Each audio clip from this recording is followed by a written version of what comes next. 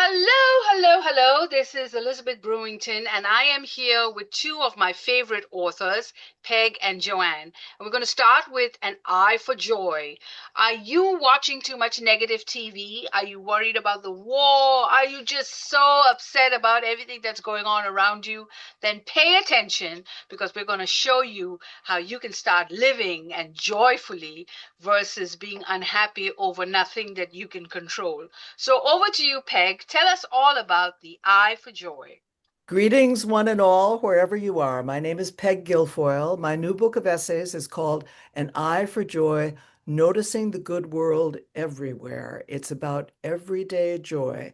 And the stance of this book, the premise of this book, is that our complicated world is full of beautiful and amazing and joyous and funny things. And although the world tends to bowl us over like a tidal wave, with sensation, overpowering sensation every day, if you make a conscious choice to notice the good things, they will rise up in your consciousness. It's spiritually sustaining.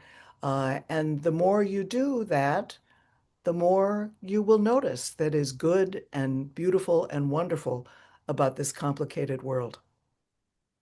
Wow. So are you an essay writer? Have you read essays? I know when I was in school and college studying literature, I used to love to do essays, but I have never had an essayist on the show. So tell us what you think about essays. And if you've written one and if you like reading one, you're going to just love this book. So, Peg, when did you start writing essays? And tell us a little bit about essays and your book. I've been a writer since I was a small child. It was one of those impulses that grew up in me and really never went away. Essays are for me an interesting form, the most interesting form. I read fiction, but essays are nonfiction based. And essays, the keynote with essays is that they are written in a human voice. So when you're reading essays, you're really reading the person behind the essays and what they think. From my point of view as an essayist, it's my freedom, it's a big freedom to be an essayist, is to move through the world in an appreciative way and see something and say, huh, that's interesting. I think I'll think about that. Maybe you look at the history of it, the backstory of it, maybe you frame it in a certain kind of way, but then you have the ability and the joy of taking the world, the beautiful things in the world, and placing them on the page for other people to also enjoy. It's a very old form, and there are many wonderful essays, and essays come in all different kinds. The declarative kind, the formative kind, the serious political kind. Mine are what I would call personal lyrical essays, and the stance that I've chosen is to write about the beautiful and awesome and wondrous things in this world. Yes, and what I love about the book is it's like you're talking to me. When I was reading it, it's almost like, my mom and my family were very good with letter writing, I guess because I lived here and they lived abroad. So letter writing is an art because you have to really describe, how you feel about something. And I find that your style is like you're writing to the reader, about a story and an experience. So it's literally like a one-on-one, which is such a joy. So tell us about this essays and how long did you take to write An Eye for Joy? And tell us a little bit some stories about from these little essays, which I think are so easy to read and quick to read and Yeah. just so lovely. Well, I can tell you a little bit about the genesis of the idea because a lot of people have had something like this experience. When my children were small and we gathered at the dinner table, I often made a little maternal speech. We know these little maternal speeches. Mine was, tell me one thing, I would say, that you saw or heard or thought or learned today that was beautiful or interesting or funny or new. And it was a way of talking and of getting them to talk to me. But I also wanted them to learn a kind of perception. I wanted the beautiful or interesting or funny or new things to pop out from the background, surrounded by a little glow, a little buzz. I wanted them to lodge themselves in their consciousness. I didn't want them to miss all the wonderful details that are enmeshed in daily life. And when we're alert, human beings tend to self-sow. If you're a gardener, there are flowers that self-sow, like poppies self-sow. And I think when we're alert, human beings tend to do the same thing with beauty and splendor and awe. One small sighting leads to another one. One's eye sharpens for the lovely, and soon you notice it everywhere. And the freedom of the essayist, at least my freedom, is to write about absolutely anything. There are essays in this book about moments in the arts that I've found striking, moments in history that rise up and resonate for me, and always and mostly the individual contact with other human beings, which is always so affirming and so nourishing. Even little tiny slight connections that you have with other humans, little moments that you have with other humans, that's what knits this complicated world together. And that's the basis for much of this book. Yes, it's really beautiful, really beautiful. And we had talked last week about being stuck at the airport. So if you happen to be watching, because I have a lot of viewers who are stuck on the airport, they're running through their Facebook and watching us. So if you're stuck at the airport, tell us, write us a comment. Tell us if you've been stuck at the airport. Essays are one of the best pastimes to read when you're stuck at the airport. They're Mhm. short, they're quick, because I know sometimes you're sitting at the airport and then there's an announcement, and then you have to run with your boarding pass, and then sometimes you have to change the gate, or some emergency has arisen. So having an essay is different from reading a long book that you would need to put down. And what I love is the way Peg has divided the book into noticing the good world in art, noticing the good world in people, and then coming back to travel. So, it's such great travel stories. And since I have Joanne, who's also written a book about New York, let's talk about the New York state of mind. And then Joanne will bring you in the conversation to talk about your lovely book about New York as well. And I lived in New York for a good amount of years. So the New York state of mind. Tell me about that.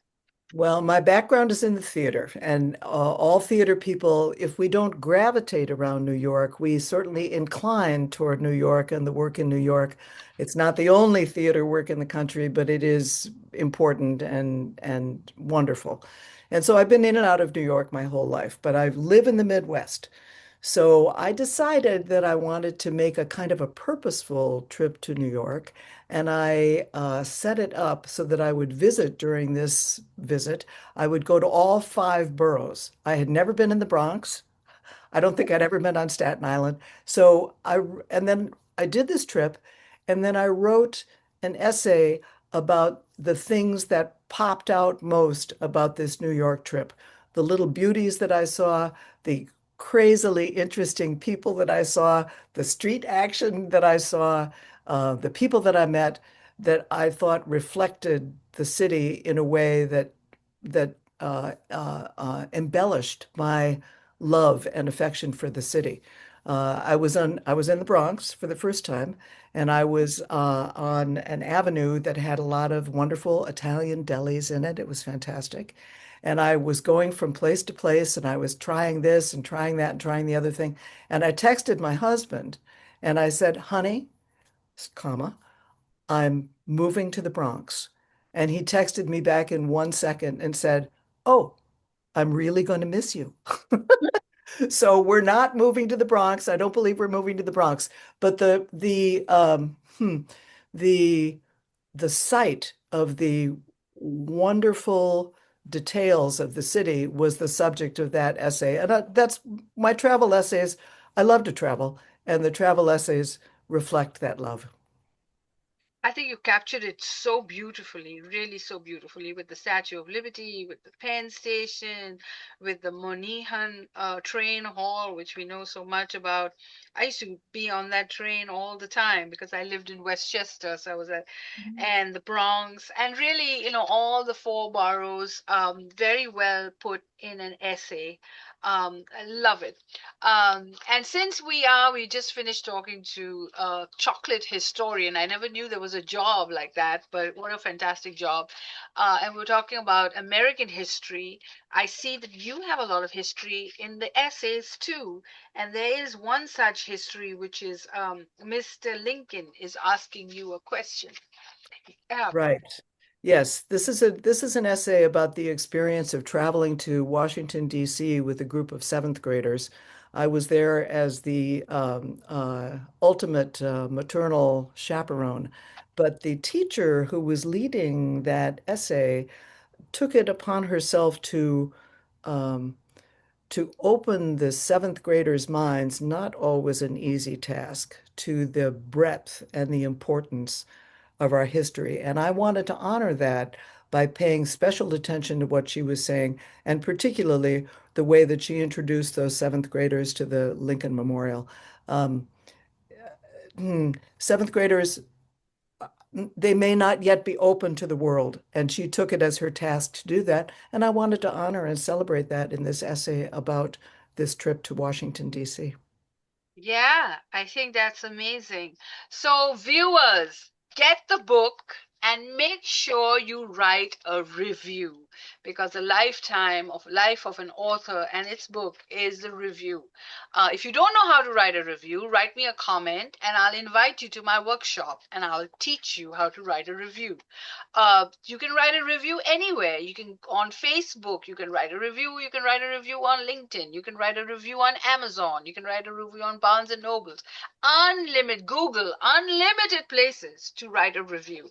So we want you to sit down and write a review and get this wonderful book of essays that I think is such a treasure, and it also makes a great gift to someone that you love because it's just such a great gift to give someone a book, and especially one like this. An eye for joy, just at a time when we all need a little nourishment for the soul.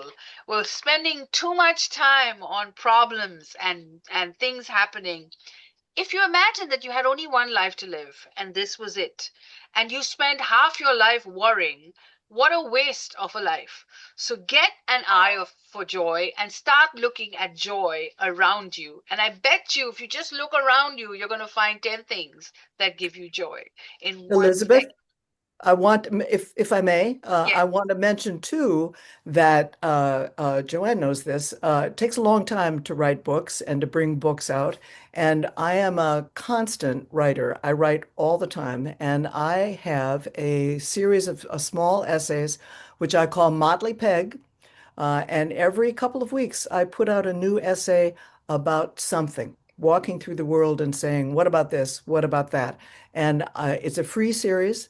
I put it up on my website and I send it to people as subscribers right into their inboxes. So if people want to go to my website and sign up, I would love to add you to that reader list. Yes, and I was trying to pull your website up. So we'll make And sure that the that it is up in the comment section so that you can look for it and you can really read the essays right there online on her website. So yes, do you want a quick story from Motley yes, Peg, Elizabeth? yes, we do. So these are very, very small but joyous moments. So I was in a resort town and I had to do some grocery shopping. I was in a grocery store, a big one. I'd never been in there before. I had my list. So I was reading the signage that tells you where things are in the grocery store. And you know how there are those big signs that hang over the aisles? In this grocery store, there is a sign. It said, I'm going to get my hands on the screen. It said, aisle four. It said pasta, canned seafood, canned meat, $1 million. And I stopped in my tracks and I thought, oh boy, I hope it's a buy one, get one.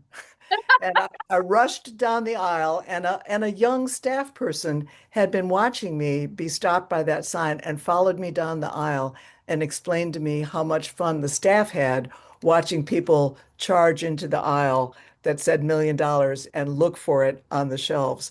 So a small moment, but again, a moment of mirth, wit, and human connection. And Yes. that's what my work is about.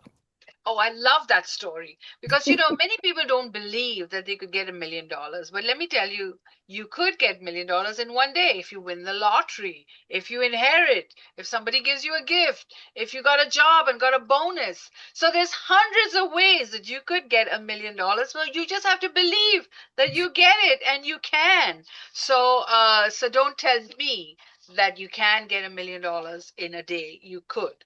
Now, back to the book. I just love that grocery story. So you are you've got some amazing different people that are in your life, in and out, and you share a lot of stories. What is the one thing that keeps you going as an essayist that you said you write them all the time and they're on your website as well. And so what is the one thing that motivates you to write more of these essays? I think that it's the pleasure of the complexity of the world and the reminder as a writer, when I write this work, I remind myself all the time that the world is a good world. It's complicated, but at the same time, it's bright and bracing and full of wonderful people. And so my contacts with people, whether they're casual or intentional or they're historical, I'm looking them up. This reminds me of everything, of the fact that it's all one world, and that's why I write this way, and it's sustaining to me, life sustaining. Even when the world is hard, I my premise is that noticing joy is life sustaining and keeps us alive in an important way. And I think it's that happens between humans, human to human, all over everywhere. Does that make sense? It makes total sense. It really does. And I love your theatrical experience because when you do readings, it just comes out so beautifully. The Eye for Joy is going to be on our book list, a reading list. We're going to be doing a lot of live streams, and we hope that you enjoy this one and you will come back again and again and again and watch this video as well. So thank you for bringing joy to us today. The An Eye for Joy, a book available where books are sold, and at the Brightside bookstore. So, any last minute points before I end the interview? I would say that a way to, if you're feeling a little grayed out, a way to access joy is to find people who are joyous by nature, find people who are enthusiasts and spend time with them. And if you want to do it with people, probably a very good way is to find a 4-year-old, become that child's friend, and then you can see the world through brand new eyes. And what a small child sees is unfiltered by the difficulties of the world, but is can be full of joy, and you can access it that way. That's my advice. That's really good advice. And on that note, again, get the book, write a review, and Eye for Joy. And thank you for watching this beautiful podcast. And we hope that you will join us again next time. And stay tuned. I have another author coming up, Joanne Wagner, who we've missed because she hasn't been on the show for a couple of months. And so Picklesworth has been traveling with her on cruises, and we can't wait to hear from her in a few minutes. So thank you for watching.